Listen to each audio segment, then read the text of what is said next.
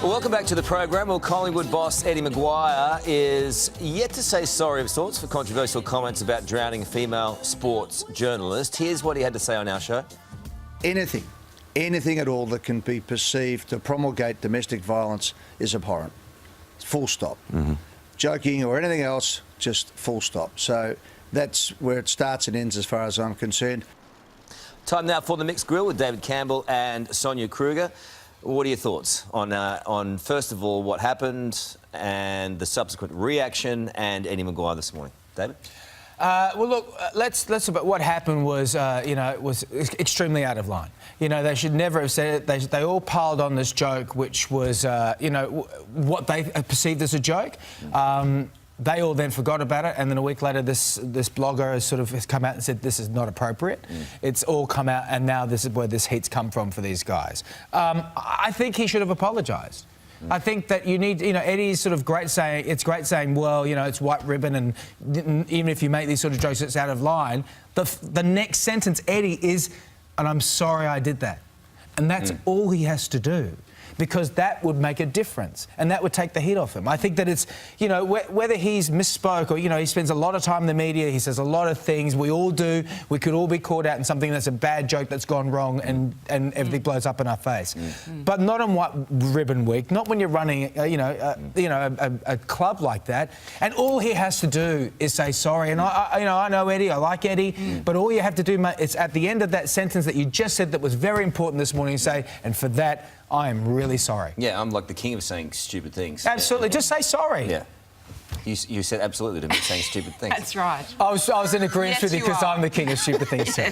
But I think I can understand what he was trying to say this morning, but I also think he's a guy that does not in any way tolerate domestic violence. He, as he said to me this morning, he's grown up with it, surrounded by it, not necessarily in his family, and he's got a very strong wife in Carla, and he's got two young boys that he's raising brilliantly. They're both raising brilliantly. So the message is out there for that. It just means, I think it reiterates and confirms to me that as a broadcaster, even in a joking sense, these messages are really important, what filters through. Exactly. It's like casual racism. Yeah. You can't sort of say these things casually. I've been accused of that before too. There you go. So, and to me, this one feels a little bit like I know Eddie and I like Eddie a lot, but there is some gripe going on with this journalist. Yeah. And to me, it feels like Eddie's got a bit of a glass jaw and he's had a shot back. So, I think probably best just to leave that one alone. There's one of the comments on this blog I read last night had a really good point for people out there who are about to go on and go, oh, leave him alone, it's just a joke.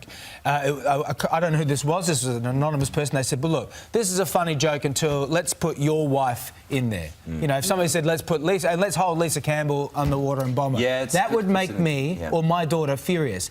So if we just take the fact that it was a journalist and two people fighting about it, it was a woman and that's the situation, then it's not funny anymore. OK, let us know what your thoughts are on the Eddie McGuire story.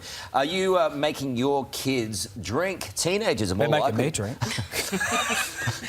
Teenagers are more likely to try alcohol if their parents are risky drinkers, according to a new study. Yes. I suppose I'm a risky drinker, Sonia. According to the study, a risky drinker is someone who has 5 or more drinks a couple of times a month. And interestingly, women... That's in a sitting. Mothers Several sittings. A month? Yeah, a month. That's not a lot, is it? It doesn't seem to be a lot. It depends, I suppose, on what your drinking level is. But mothers have more influence, according to this study, too. Now, that's interesting because my mother never drank. Very rarely would she have a drink. Even now, she barely drinks. My father drank a lot. It didn't stop me as a teenager from going out there and getting drunk with my girlfriends, which is, kind of what we did. But I think more interestingly, what this study says is that if that child has friends who drink, that is the greatest influence of all. It's peer pressure, I think, and peer groups and peer values. So, yes, I'm sure parents are, of course, modelling behaviour, but really what's interesting about the study is... So if your best friend drinks a lot, then you're more likely to drink a lot. The kids who had friends who didn't drink, only 5% of them had even tried alcohol. So I think it's, worth kind of... I'm blaming all my mates for my drinking For habits. your behaviour. So, do you Don't drink- blame your parents. Your parents are saints. I drink, yeah, In front of your obviously. children? Yeah, but I have got a little bit of trying to be a little bit more responsible. Well, what do you mean? Well, I won't have too many beers in front of me. I will disguise my drink. How do you disguise it? So Hip maybe just have flasks. like a hip flask. And Father of the Year. I think they Because might nothing still says realise. I've got control of alcoholism like I've got a hip flask. Daddy's just going to Daddy's special cupboard for a while. There's a special place in the garage. We've run out of time. I don't care what you think, David. Good. Because you're judging me with your judgmental eyes. I'm just laughing with you and at you. No, I love you. You know that. You know Thank that, you, buddy. Sonia. We'll see you soon.